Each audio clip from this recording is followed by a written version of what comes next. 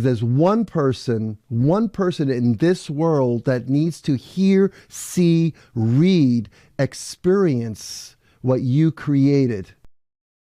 Hi, everyone. I hope you guys are doing great today. I thought I'd come and share a little bit of my work in my space.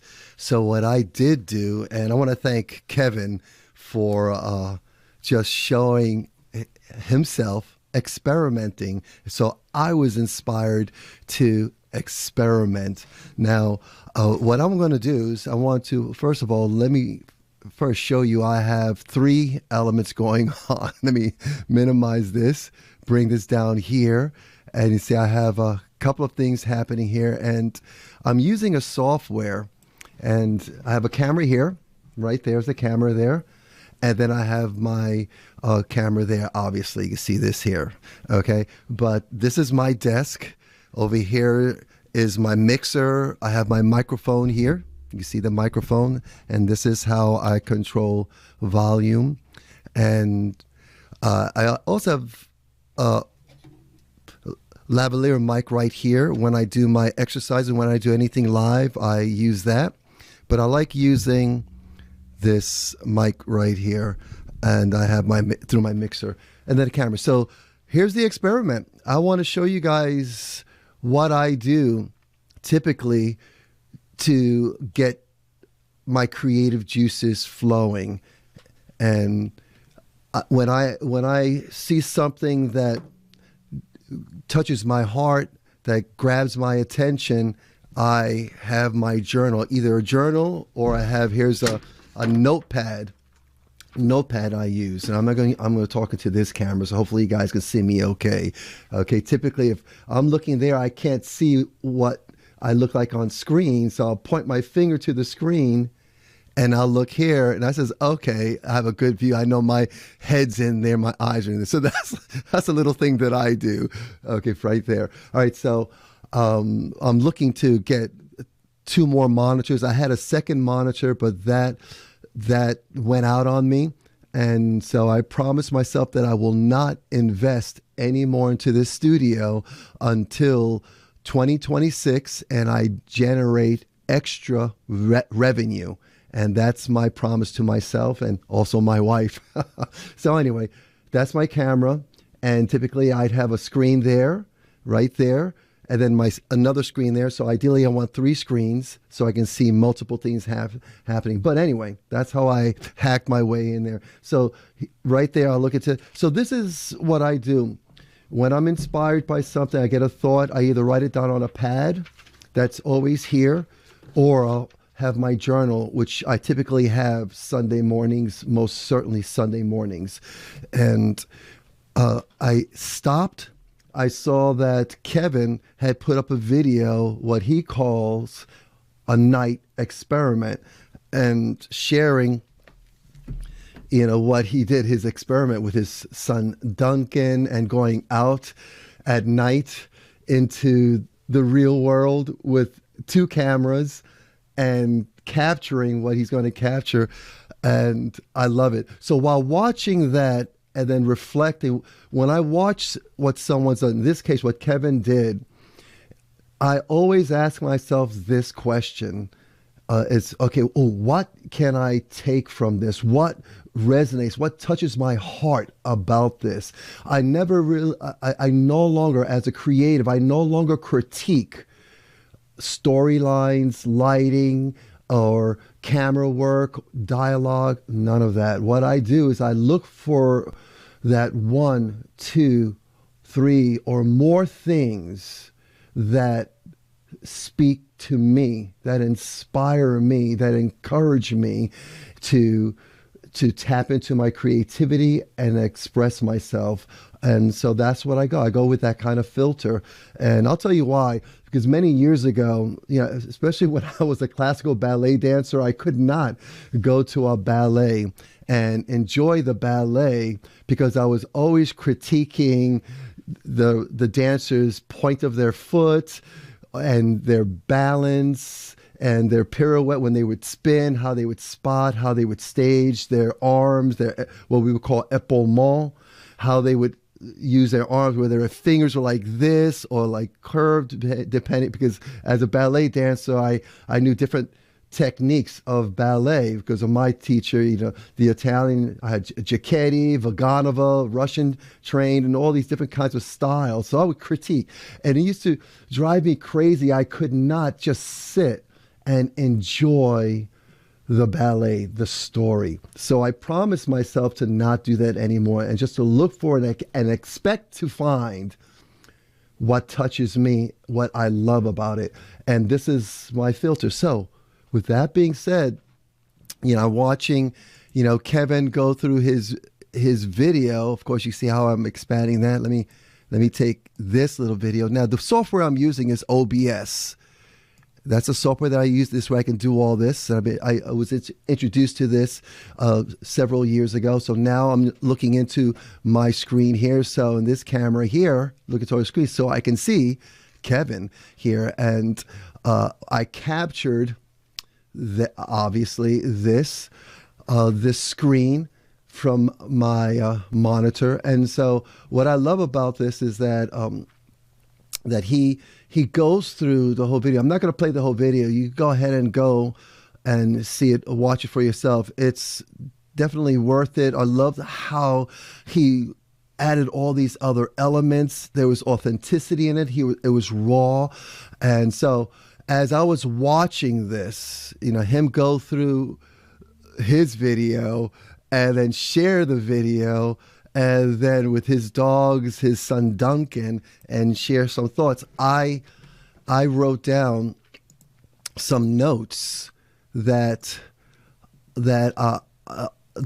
jumped out on me, and these are the notes. So let me share some things that I wrote, because what I'll do, and I'm not going to do it on camera, not do it here, but what I'll do is I'll take everything I wrote here, and then I will add more notes to it. Then I'll take this and I'll put this into to Chat GPT, and then I will start piecing it together, and I will then build it up. And that's typically what I do. Okay, I have all these notes. Sometimes I'll just write it out. I just spit it out, and I don't care about the words that I use. I don't care about punctuation. I don't care about anything except just spitting it out. Okay, and I don't know if you don't know this. Spitting is just me just talking, just letting it come out. All right, so the first thing when I started listening, again, these are thoughts that came up as I was watching this video. It came out, so I told myself, I said here, told to give myself the permission to stink. And that came, I was reminded of that watching Kevin's video of one of my mentors, Tom, in the very beginning, in 2010, when I started doing videos and started writing articles. And I was such a perfectionist. I would take so long, and it would still not be very good. And I would get so frustrated with that. And Tom told me, you know what, Peter, you have to, first of all, see the result. And if you're not happy with it, learn the lesson. So, if you don't get the results that you want, look for the lesson that you need. And then he said this. He says, you've got to give yourself the permission to stink. And so I thought of that in the very beginning, that thought came to mind. And so that's one of my thoughts I wrote down in my journal here. The next thing I wrote was, BJJ, you will stink. And yesterday at there was a black belt presentation for a couple of friends of mine who earned their jiu-jitsu black belt. Amazing. And again, I was reminded of what Tom said. When you start jiu-jitsu, there were 7 of my friends that earned their black belts yesterday. And one of them, it took them 32 years to get their jiu-jitsu black belt. Now, without question, from my experience, I've been doing martial arts for 55 years. The black belt in jiu-jitsu, in my opinion, is the most challenging one to get, because you can't fake it. You have to live it and you have to accept the fact that you're going to stink, and you cannot get away from it. You can't hide it. As a performing artist, I could find ways to disguise how bad I am, how much I stink. Like with vocally, with the audio, I can cover that up. With the lighting, with the right editing, with staging, with timing, all that. But jiu-jitsu, you cannot hide it. So you have to accept the fact you're going to stink. Even at black belt level, you start realizing what you don't know even more so. So anyway, I wrote that down. And then I wrote down here 32 years to get to BJJ black belt. And that was my gentleman, Mr. Steve. And it's because he had a lot of injuries. Life got in the way. He had 9 surgeries before he was able. All those times he could not train. And so it took him 32 years. And without question, now every single one of those friends of mine that got their black belt, very emotional. They all had a journey, amazing journeys. But this one here really touched me because I had to stop training martial arts because of my body being broken, my surgeries. And when I heard his story, it brought me to tears, and I was inspired, encouraged that he never gave up. He kept coming back, and he finally got it. So without question, it was very emotional. And so that came to mind because I watched Kevin's video. Kevin's video is 4 minutes and 45 seconds. And the video that I'm right now doing, that you're listening to, is going to be who knows how long. However, it's being done, and I'm doing it. And it's a way for me to express myself, to share with you what I do. And that's the experiment. All right. And so, inspired by Kevin. Thank you, Kevin. And so also, Kevin shared moments with his son, Devin. And he shared that Devin has autism. And that reminded me that I am blessed to have a job that I do. I have a company called Club Adapt. They reached out to me last year when they saw some of the workshops that I was doing and the work that I was doing with children and teens that had additional needs, autism, Asperger's, everything, any additional need. I've learned to work with. I have a passion for that, and that ties into my passion and my heart to work with anyone with additional needs. Comes from my son PJ, who passed away at 12 years old. He had additional needs, and I talk about that in my book. But I was reminded of that through Kevin's video, his experiment. And this week, Tuesday, every month I work with adults with additional needs, and I teach them martial arts. I have about 20 adults that have their aides with them. So I call their aides coaches, and I call the adults with additional needs athletes, and I teach the aides how to teach their athletes. Coaches teaching the athletes. Some of them are nonverbal, some of them, everything and anything you can think of that there's a challenge with someone that has additional needs, that's there. And this has been an amazing experience. So I was reminded of the power of the work that I do and how blessed I am and how much I thank God for my son PJ and the life that he lived and what he taught me and the work that I was prepared to do so that I could, in such a time as this, when there's a saying that says, I was prepared for such a time as this. When the time came when Club Adapt asked me to do this, if I was willing to do this, I said yes. And when it was done, amazing. So I was reminded of that. So Kevin, thank you so much for introducing me to Duncan. Touches my heart with the work that I do. That's deeply meaningful for me. And then that's what I wrote down here.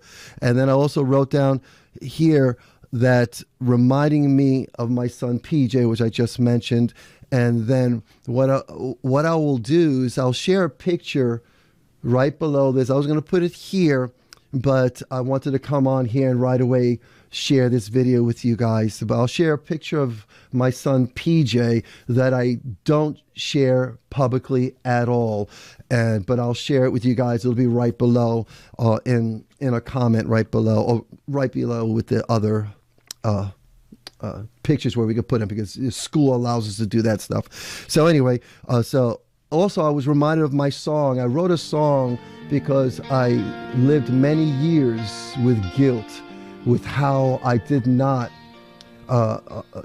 serve my son PJ. I wasn't present. I wasn't there for him. His mother was there for him. I wasn't. And I talk about this in my book, and I won't go into it now. But I wrote a song called Father's Fire, and I'll share that also right below.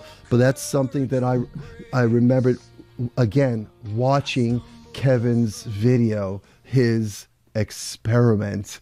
And then I made a note here.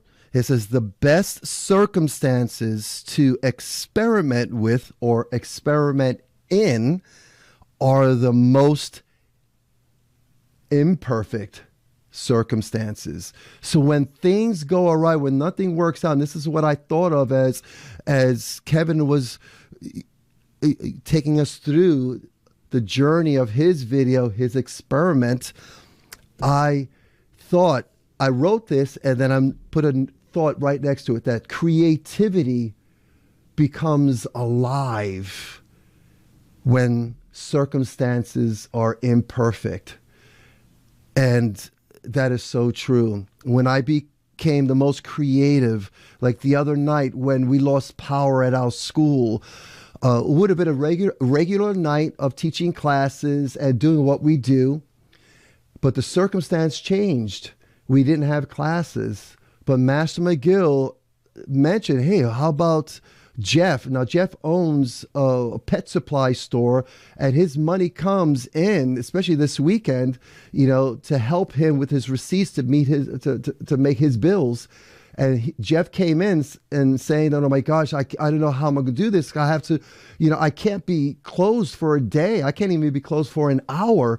And so Master McGill said, hey, look, let's help him out. Let's get some lights. And so he went home. We went out, got a whole bunch of lights and helped him out. Again, that circumstance brought our creativity to life, and that empowered the moment. It was amazing. Again, these are notes that I took watching Kevin's video, his experiment. And then I wrote down here that presence over everything is the most important. And I love what Kevin says at the end of his video: just get it done. Just get it done. And his experiment, I think, well, I'm not even going to say I think, I know was a success, because it touched my heart. And my thinking is that as creatives, we put our stuff out there, whether we perceive it to be perfect or not. Put it out there, because there's one person in this world that needs to hear, see, read, experience what you created. And yes, we should look at it and see how we can improve on it, but know this, and this is what I've found to be true in my life, that what we have to say, do, what we show, our creation, our creativity, someone needs to hear that. It will inspire them, encourage them. It'll give them that hope in the moment so that they can go to their next moment. It's not just one day at a time sometimes. Sometimes it's 1 minute at a time. And I've experienced that over and over and over in my life, sometimes daily. Yesterday it happened at a Christmas party, talking to young couples, my wife and I in their 20s, a couple that's been together, married, and had their first baby, and then another couple that's going to get married in February. talking to them, having deep conversations. And I tend to do that, create deep conversations. And they went all in, and they were so grateful that we were having authentic, real, raw, meaningful conversations, the most powerful experience. So creators, I want to encourage you. I want to thank Kevin for sharing his video. And that's what I have for you guys today. So share. Guys, have an amazing day. And like I always say, live strong always. God bless. Bye.